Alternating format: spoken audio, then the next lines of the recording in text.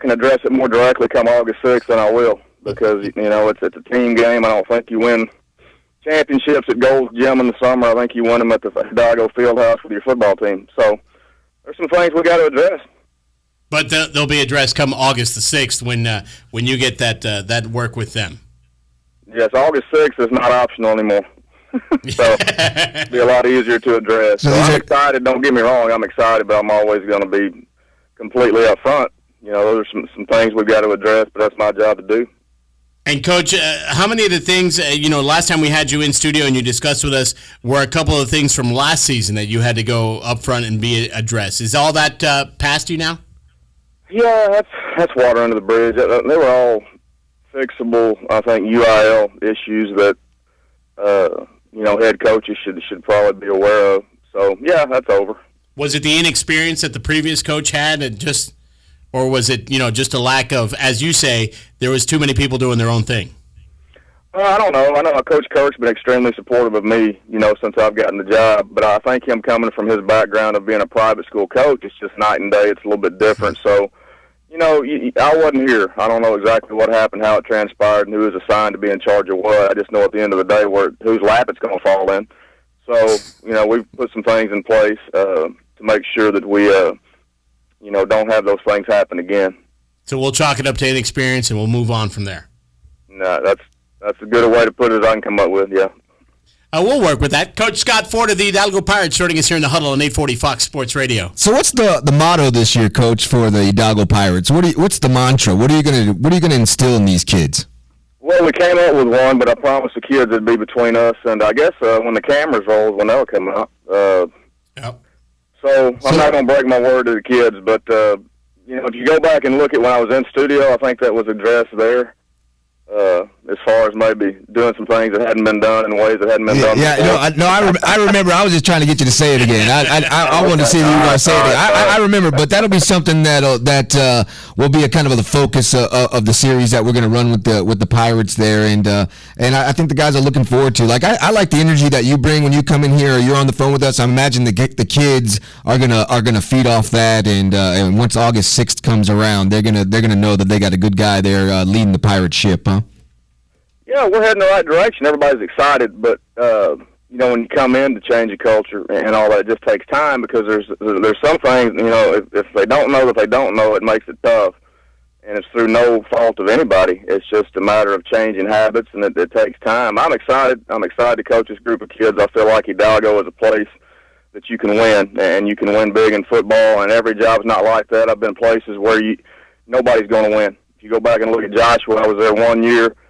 Went 4-6 and was told you go 4-6 every year, you got a lifetime job. I didn't get in the profession to go 4-6, and if you look back, I don't think they've won a game in 3 years. It's just a tough gig. And I'll tell coaches, young coaches, name one coach that's won in Joshua. You can hear the crickets chirping because there hadn't been one. Mm-hmm. And Nacogdoches even hasn't won a championship since '82. It's a tough place. Name one coach that hasn't won at South Lake Carroll. You can't name one. It's a great job. Right. I think Hidalgo, relatively speaking, can be a job where you can have a lot of success. So I'm fired up about that. And the kids are they'll understand it. And then, like you said, the change of culture and letting everybody know that, hey, this is a place where we can win big. And it's not only because you demand that of the kids, but the community demands that of the kids and you guys as well. Yeah, we're a big 3A high school, and the people here are hardworking, and they support the kids, and they've won. And Hidalgo's been very successful in other sports, and it's the same kids playing those sports. Mm-hmm. So, got a great superintendent, great principal, great structure administratively, which is essential. There's just a lot of positive things. It's just now we got to roll our sleeves up and go to work. After football season, do you encourage, I've heard of coaches that encourage their linemen to get into wrestling so that they can learn the grappling techniques of, how you can hold and how you can't hold, of encouraging wide receivers and quarterbacks to run track for the endurance and the speed. Is that something that you encourage as well? Yeah, I do. I think the off-season is extremely important. I think you build your football team by and large in the off-season, but I think the kids need to compete as much as possible all year long because to me, if we've got wide receivers that go to basketball or linemen that go to powerlifting or another sport, and they're winning and competing in those sports, they bring that mentality and that competitiveness into football. So it's every sport. Obviously, football is the biggest sport, in Texas especially, but every sport's got to be connected and linked, in order to really build an athletic program. So, yeah, I want the kids doing as many things as they can. Now, I know how focused you're going to be on high school football when it starts off, but how much focus are you going to give maybe like the Louisville Cardinal football team where you got one of your former players, possibly the number 2 center in the entire NFL draft pick with Nick Benavides? How do you focus on that? Mario Benavides. Well, I'm pretty tunnel visioned on the kids that I coach, but I do stay up through text, and obviously the media is easy access to keep up with those kids because, those are kids. They'll always be my kids. That's just the way I look at it. And, we've got Eloy Atkinson out at UTEP, who's also a starting center. He's on the Remington watch list also, along with Mario, and Justin Springer's still doing some coaching up there with Coach White's at Kansas. And so we've got several kids out there. I got a couple of kids from NAC, got a kid at Oklahoma State. So it's fun to surf the net on the weekend, especially after a win, and touch and support them any way that I can. Any potential coaching opportunities down the road? Say it again now? Any potential coaching opportunities down the road for these kids if they, decide that they want to come back and they want to help out, whether it be at Hidalgo, Los Fresnos? Do they contact Scott Ford and they say, hey, can you help me out? I do anything I can to help those kids because they certainly gave us everything that they possibly could have given. And Springer wants to get in coaching, and when he gets certified, I'm certainly going to try and hire him. And Asai Rivera, who played receiver for us at Los Fresnos, would be a great high school football coach. Going to try and hire him once he gets his degree. He may be the only kid I've coached that stayed in college longer than me, but eventually he's going to get done. And anything to help those kids, they're going to be great at whatever they do. It'd be an honor to have them on staff. Coach, you do have your doctorate degree, don't you? I don't understand why we call you coach. It should be Dr. Ford, right? Well, it should be if you look at years of experience in college attendance, but it's not. And my wife's got the brains of the family. She's the one with all the certifications. I just coach football. So. Excellent. Coach, we appreciate the time. We'll see you Monday morning at 10 as we discuss the upcoming show that we're going to be having on 956sports.com, and it's all about you and the Pirates.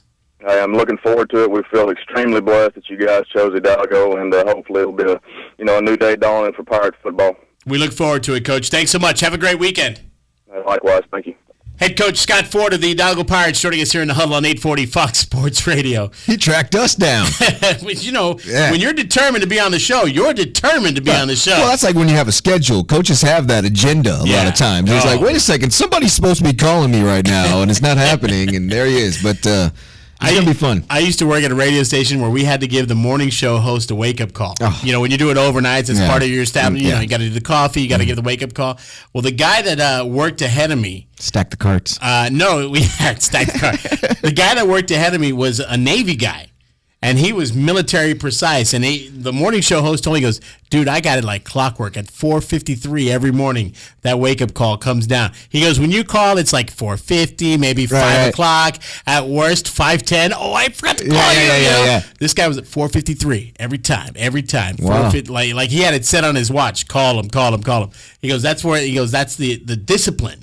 And that's what these coaches have, man. Yeah. Where it's like, hey, they said they were going to call me at 9. Well, I think in the thing about the overnight DJ though, you want your relief to show up. You don't want it to be like, dude, I've been here since 1 in the morning. I don't want to be here till 8. You better get here when you're supposed to. Because I've worked for radio stations. That's happened before. I've never had that happen to me. You never had the morning show guy like sleep in, and then you're just like, where? Oh wait, I was supposed to call him. Never had that happen. Yeah. Hey, I've been here since 4:30 this morning. All right, wait. Are we on mic 3? Can we hear you now this time? Yes, I. Okay. Yes, is on the air. All right, we actually got Jeremy on the air. Been here since 4:30 this morning. That's why Jeremy will not be at the Slam in the Sun early today. Slam in the Sun. He will be there in the evening. I thought it was because he had to get his tuxedo all out of the cleaners. You got to represent when you're the announcer like that. Yeah. Do you go full on tux?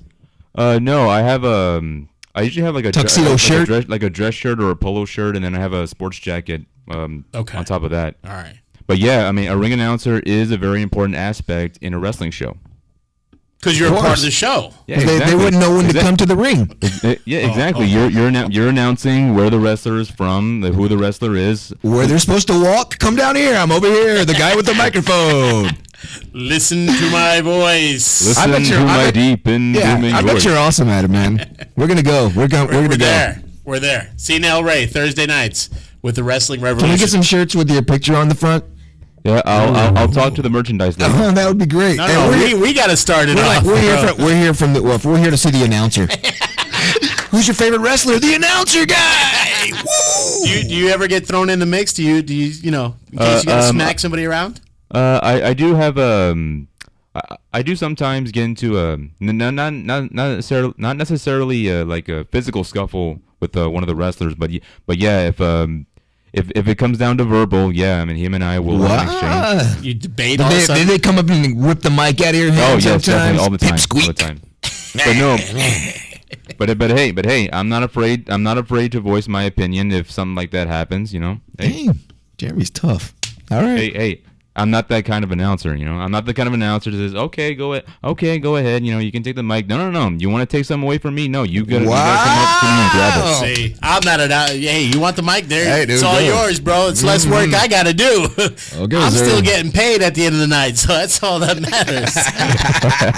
We're going to take a timeout. We'll pause for conference. We'll come back. We'll have more of The Huddle right here on 840 Fox Sports Radio.